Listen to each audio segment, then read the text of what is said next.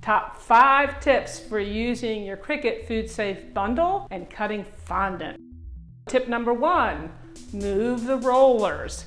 You see these rollers here? This is kind of where you'll find them when you unbox your Cricut for the first time. These rollers must be moved over to the side, just like that. And the reason being is when you go to cut fondant, these rollers will leave these little tiny lines in there, and it will put it right through your fondant. So you want to make sure that those are moved over to the side. Tip number 2. So you need to roll your fondant out on the FoodSafe mat from Icing Images. It is important not to put the fondant in this area that is grayed in darker. And it even tells you in case you forget. Add a little Crisco to your mat. I just brush it on. I don't put too much or too little. I just kind of apply it to the mat, and then I roll the fondant out to 1/8 of an inch. Tip number 3. You have your fondant rolled out nice and smooth. What you want to do next is go ahead and apply some cornstarch. We just dipped the brush into the cornstarch and spread it on the fondant. It is important to wait until it dries just a bit, almost as if it's going to crust over. I usually just test a corner of it, and if it feels a little bit crusted over, then I know that it's ready to use. Tip number 4. So you're ready to cut. Your fondant is slightly crusted over. It's at 1/8 of an inch and we're ready to go. This is when you resort to the sheet that comes with your FoodSafe mat and your Cricut. It lists all the different brands that we have tested. Just because you may not see your brand on there doesn't mean it won't work. It just means we haven't tested it yet. On there it tells you your cut pressure, whether you need to do a multi-cut, which blade you're going to use, what the pressure should be, and any notes we may have found that will help you.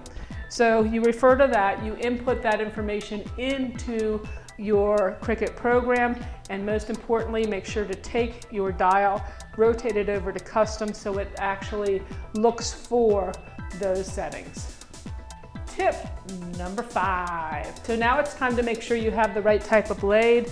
The blade listings are on that cheat sheet. So this blade that's in there right now is our standard point blade or fine point blade. I'm going to take that right on out and grab my deep point blade.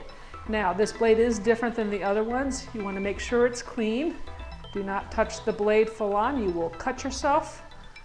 And then you go ahead and put this right into the Cricut and you are ready to cut. We actually have a bonus tip for you. Let's jump on over to the computer for our bonus tip. We have our shapes laid out that we want to cut. I'm going to go ahead and select Make It, and it's going to bring up the layout that it chooses to use. Now remember, on our mat, you will see between 1 and 9 is where I want to lay out the shapes. And here it goes from 0 actually to 9. So I want to make sure when it cuts all inside of here. So I'm going to arrange these shapes within that area to make sure they all cut. I'm going to just move that over slightly. And everything is between 1 and 9 inches. I'm going to move that over just a little bit right there. And we're ready to go ahead and cut. So I'm going to push the button. And away it goes.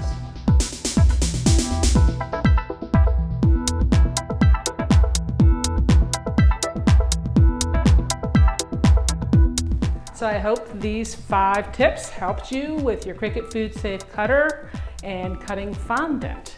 For more information, you can visit our website at icingimages.com, our YouTube page, our Facebook page, Instagram, we're everywhere. So happy decorating!